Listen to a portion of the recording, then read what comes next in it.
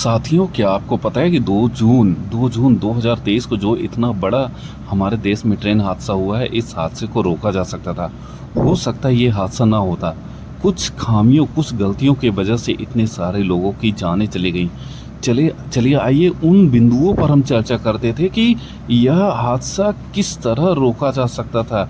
आखिर इसमें किसकी कमी रह गई, इसका डिसीजन आप लोग को करना है।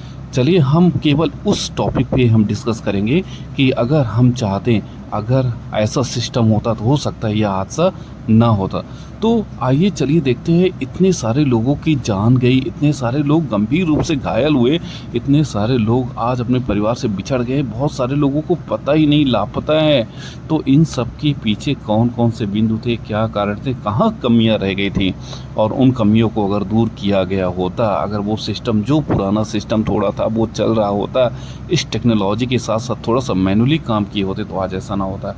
दोस्तों, गैंगमैन्स होते हैं। आपको पता है कि ट्रेन में बहुत सारे ट्रेन स्टाफ होते हैं, बहुत सारी भर्तियां होती हैं, कर्मचारी होते हैं, बहुत सारे हमारे रेलवे में पद खाली जा रहे हैं। पहले गैंगमैन्स हुआ करते थे जो रेलवे ट्रैक को निरीक्षण करते थे, देखा करते थे रेलवे ट्रैक को रात में, दिन भर, कि अगर ट्रैक चेंज हुआ है तो सही तरीके से ट्रैक चेंज हुआ है कि नहीं, कहीं ट्रैक चेंजर काम कर रहा है या नहीं कर रहा, इंटरलॉकिंग सिस्टम काम कर रहा है नहीं कर रहा, उसको मेंटेन करना, उसको देखना, इन सब का स्टाफ का काम होता था। जो वहाँ पे उस ट्रेन, जो भी उस प्लेटफॉर्म या जो भी वो स्टेशन है, उस स्टेशन के जो स्टाफ होते थे, उन स्टाफ का काम होता था कि जैसे ही ट्रैक चेंज होता था तो वो जाके उसको चेकआउट करते थे, जाके अपनी आंखों से देखते थे कि ट्रैक प्रॉपर चेंज हुआ है या नहीं, कुछ गड़बड़ी है। तो वहाँ पे लाल बत्ती भी उनके पास रहती थी, सारी चीज़ों को देखते थे। दूसरी बात, कोई ट्रेन अगर लूप लाइन में खड़ी है तो वो प्रॉपर लूप लाइन में खड़ी है कि नहीं, ऐसा तो नहीं कि उसका कुछ पिछला हिस्सा मेन लाइन को टच कर रहा हो।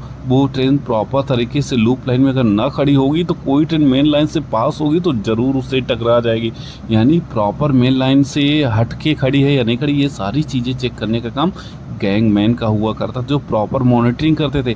चूँकि मेरे को लगता है, शायद, कंफर्म तो नहीं कहता हूँ, शायद स्टाफ की कमी के कारण हो सकता है कि पूरी तरह से हम टेक्नोलॉजी, पूरी तरह से हम इलेक्ट्रॉनिक पर डिपेंड हो गए, मैनुअल कुछ चेकिंग नहीं कर पा रहे हैं। अगर ये मैनुअल चेक हुआ होता, कोई आदमी चेक किया होता कि ये ट्रैक प्रॉपर चेंज नहीं हुआ है, तो हो सकता है वो लाल झंडी दिखा देता, ट्रेन को रोकी जा सकती थी या ट्रैक को ठीक किया जा सकता था। और अगर ट्रैक ठीक किया जा सकता था, ठीक हो जाता, तो शायद आज जो आप न्यूज़ सुन रहे हैं, आज हमारे सामने जो इतनी बड़ी घटना घटित हुई है, यह घटना घटित ना होती।